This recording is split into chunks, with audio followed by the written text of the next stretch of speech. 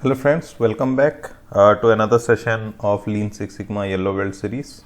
Today we are going to be brief about Kaizen and Kaizen Blitz, and we'll try to understand how they can be used to make improvements to any process in an organization. These are pretty simple tools, probably the easiest methodology.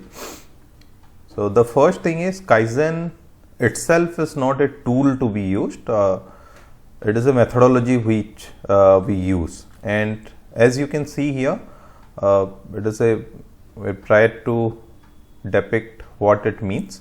So Kaizen events are within a process. So this is, suppose this is the entire process from end to end, and then our Kaizen event can be any of this sub process levels.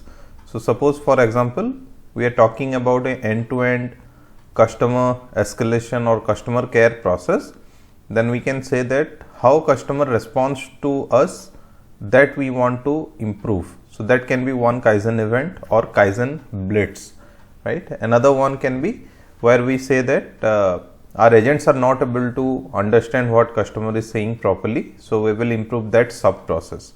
That can be another Kaizen event, right? So what do we mean by Kaizen? It is actually change for good. When we talk about Kaizen, it is obviously a Japanese word, and we mean this by change for good, right? And it's a philosophy practices that focus upon the improvements of processes. Again, we are talking about processes only. And the Kaizen philosophy, you can understand it better. The first is do it better. So whatever existing way you are doing it, do it in a better way, make it better, improve it even if it doesn't broken. So normally we try to improve or solve something in Lean Six Sigma methodology whenever there is a problem statement. But Kaizen, as I told, it is a methodology, it's not a tool to be used. And the methodology, the philosophy level, it says that even if it is not broken, there is no process, still you try to improve it further, right? Because if we don't, we can't compete with those who do. So there would be competitors who would be trying to improve always, and you may not be able to compete with them. Now this is a typical journey of a Kaizen event, how we do it in an organization. The first step is start by determining the process you want to improve, right? So what we mean is, suppose we want to improve the customer complaint process that we have identified. Next, within that, which sub process we have to target, right? So that is at the sub process level. So provide resolution to customer, that is specifically we want to improve, so we will work on that. The next one is collect baseline data and try to finalize what it is now, right?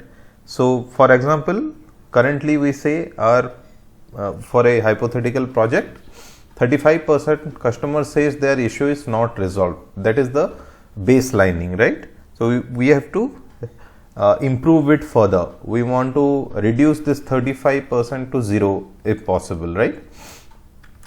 The next one is, whenever we go for a Kaizen event, we should identify team members, and that can be as a Kaizen lead first, there can be a champion, there can be Kaizen members 1, 2, 3 based on the type of Kaizen you are doing.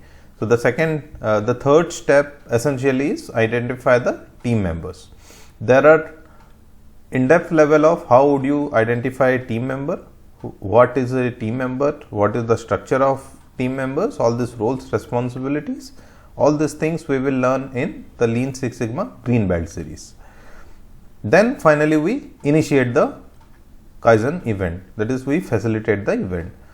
Once we facilitate the event, broadly what we do, we initiate it with a value stream mapping where we try to identify the wastes which is, and along with that the as is process, what we are doing currently and how we are getting our objectives done as of now. We identify the waste and then finalize the to be process, that what we want it to be in the future, and then move ahead on that. Once you have all these things ready, you can document your standard workflows and move on to the next part. But here what we have done till now is the documentation should also include your value stream mapping, identification of waste, as is process, to be process, and all these things can be done in a Kaizen template, or the way we use in Lean Six Sigma Kaizen, project charter. The same way we can document a standard workflow for a Kaizen event.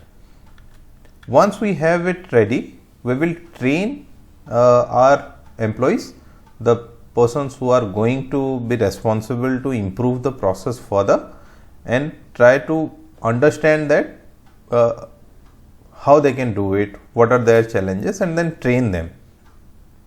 And we are all talking about here, it can be a pilot project. You may not be able to implement everything of the Kaizen immediately, but you can have a pilot project and train these guys and then move on to the next part. Set the go live date. So once we are ready and we do everything, we set the go live date. From this date onwards, we are going to launch it. And finally, you implement your new processes, right? Monitor the progress through dashboards and different control methodologies, what you can have, and ensure that the result is sustained. Whatever we would have got in the documenting the standard workflow process and the result of the pilot, we have to ensure that we reduce and sustain reduce the wastes further, improve the process and sustain the entire result, right? And finally sustain continuous improvement, which is again starting from another process, improving it further and going on and on with all these processes. This is a typical template which looks like for a Kaizen event charter, and we start with the event scope, who is the leadership team. This is more or less, if you have completed a project charter for Lean Six Sigma project, then you would understand this better. This is more or less same with a project charter of a Lean Six Sigma project. That's it for from the Kaizen session today. Hope you have understood it. Next session we will understand PDCA cycle, which is plan, do, check and act in depth again. Thanks a lot for watching. Do share and subscribe if you like.